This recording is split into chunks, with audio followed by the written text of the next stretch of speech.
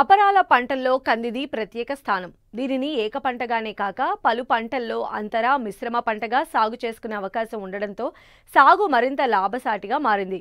దీనికి తోడు గత కొంతకాలంగా కలిసి వచ్చిన మార్కెట్ ధరలు రైతులకు మరింత ఉత్సాహాన్ని ఇస్తున్నాయి. ప్రస్తుతం రబీ కంది పూత పిందె దశలో ఉంది.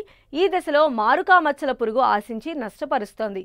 ఈ పురుగు నివారణకు పాటించాల్సిన సస్యరక్షణ గురించి తెలియజేస్తున్నారు ప్రధాన శాస్త్రవేత్త డాక్టర్ హేమంత్ కుమార్.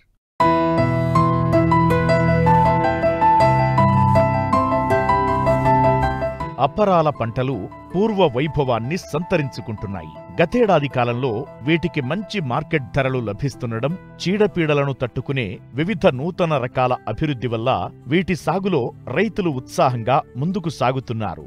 స్వల్పకాలంలోనే మంచి ఆదాయాన్ని సొంతం చేసుకుంటున్నారు.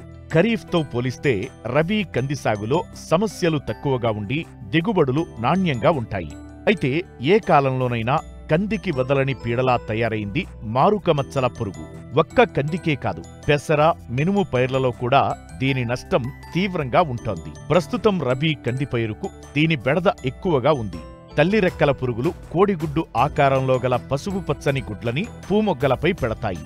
గుడ్ల నుంచి వెలువడిన లార్వాలు ఆకులను, పువ్వులను, కాయలను కలిపి గుళ్లుగా చేసి మొగ్గలని, పిందెలని, కాయలని తొలిచి తింటాయి. దీంతో తీవ్రంగా పంట నష్టం వాటిల్లే ప్రమాదముంది.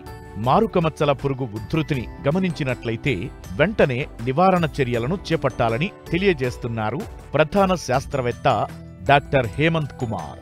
ముఖ్యంగా మనం మొదటి దశగా చూసుకున్నట్టయితే ఇప్పుడు పూత ఎప్పుడైతే ఉంటుందో ఆ పరిస్థితుల్లో 5% వేప గింజల కషాయం కానీ 5 మిల్లీలీటర్లు వేప నూనె కన్నా పిచికారీ చేసుకున్నట్టయితే ఈ యొక్క మరుకా మచ్చల పురుగుకు సంబంధించినటువంటి తల్లి రెక్కల పురుగులన్నీ కూడా ఈ యొక్క కంది మీద వాలకుండా తద్వారా గుడ్లు పెట్టేదానికి అవకాశం లేకుండా ఉంటుంది. కాబట్టి నష్టాల బారి నుంచి అధిగమించేదానికి అవకాశం ఉంటుంది.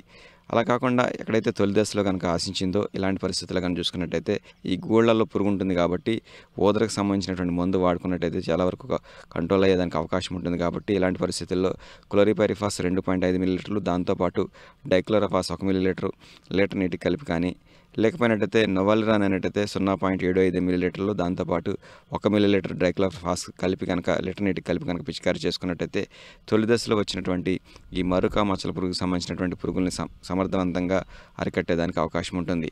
దాంతోపాటు కానీ చూసుకున్నట్టయితే ఒకవేళ ఈ యొక్క మరుకా మచ్చల పురుగు యొక్క ఉధృతి ఎక్కువగా ఉన్నట్టయితే ముఖ్యంగా మనకు మార్కెట్లో దొరికేటువంటి స్పైనోసాడ్ అయినట్టయితే 0.3 మిల్లీలీటర్లు, లేదా ఎమామెక్టిన్ బెంజోయేట్ అయినట్టయితే 0.4 గ్రాములు, క్లోరంట్రిన్ఫోల్ అయినట్టయితే 0.3 మిల్లీలీటర్లు, లేదా ఫ్లూబెండిమైడ్ అయినట్టయితే 0.2 మిల్లీలీటర్లు లీటర్ నీటి కలిపి మందులను మార్చి వారం 10 రోజుల వ్యవధిలో 2 సార్లు కనుక పిచికారీ చేసుకున్నట్టయితే ఈ పురుగును సమర్థవంతంగా అరికట్టి తద్వారా ప్రస్తుతం ఉన్నటువంటి రబీ కంది నుంచి మంచి దిగుబడి సాధించేదానికి అవకాశం ఉంటుంది.